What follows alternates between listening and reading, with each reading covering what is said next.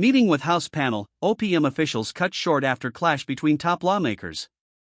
A closed-door meeting between members of a House subcommittee and officials from the Office of Personnel Management, OPM, was cut short on Tuesday after the top two lawmakers on the panel clashed over the terms of the gathering. The disagreement was confirmed to the Hill by the two lawmakers involved, Representatives Steny Hoyer, Democrat Maryland, and Dave Joyce, Republican Ohio, as well as two other sources familiar with the matter.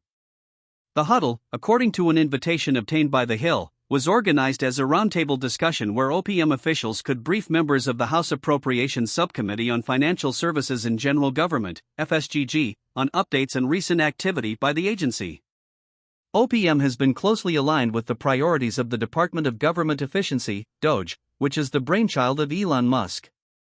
In recent weeks, OPM has rolled out buyout offers for government workers, instructed agencies to fire their probationary employees, and initiated emails asking federal workers to recap their workweek with 5 bullet notes. The meeting, however, never fully got underway after Joyce, the chair of the subcommittee, and Hoyer, the top Democrat on the panel, got into a disagreement over the conditions of the gathering.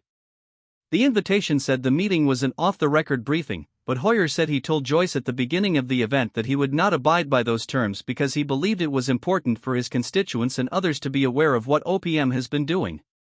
At that point, devolved and Joyce gabbled out, according to one source. Another source described the huddle as contentious. What I said at the opening was that we would plan to participate in the hearing, but we would not consider anything that was said secret, Hoyer said after the meeting. That we would want to talk about it because in my case I've got 75,000 federal employees, they're very interested about what OPM is or is not doing. Unfortunately, I think the chairman believed that was a political ploy. It was not, it was, I had members, including myself, and I said that, who want to talk about what OPM says, he added. Does not seem to me unreasonable. Hoyer said Joyce told the group under those circumstances we're not going to have the meeting, ending the gathering before lawmakers could ask the OPM officials any questions. Joyce confirmed the episode in a statement to the Hill, accusing Democrats of attempting political posturing instead of fact-finding when they rejected the off-the-record terms. Today, I organized a roundtable with the Office of Personnel Management, inviting both Democrat and Republican members of my committee to attend. To facilitate an open and honest discussion, my team and I communicated well in advance that this was to be an off-the-record conversation to all, Joyce said. Instead, the Democrats on this committee chose to use the opportunity for political posturing instead of fact-finding.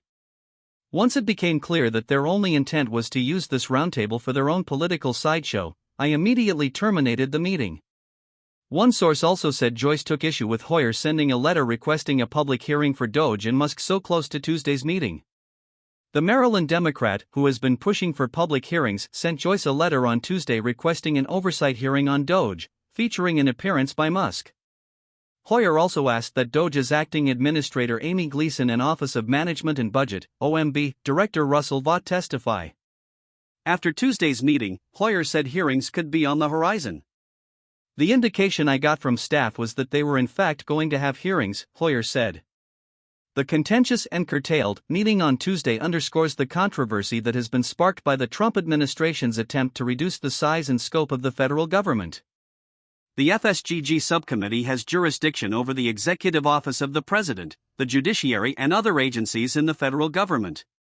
6 OPM officials were slated to brief the lawmakers, according to the invitation: Veronica Hinton, Associate Director of Workforce Policy and Innovation; Margaret Pearson, Associate Director of Retirement Services; Holly Schumann, Acting Associate Director of Healthcare and Insurance; Andrew Kloster, General Counsel; Christina Bonarigo, Deputy Chief of Staff; and Anthony Ramirez from the Office of Legislative Affairs. After the meeting, Hoyer said he should have informed Joyce of his gripes with the terms of the meeting ahead of the gathering. He noted that he tried to have a conversation with the chairman earlier this month, before the House broke for a 1-week recess, but the pair did not connect.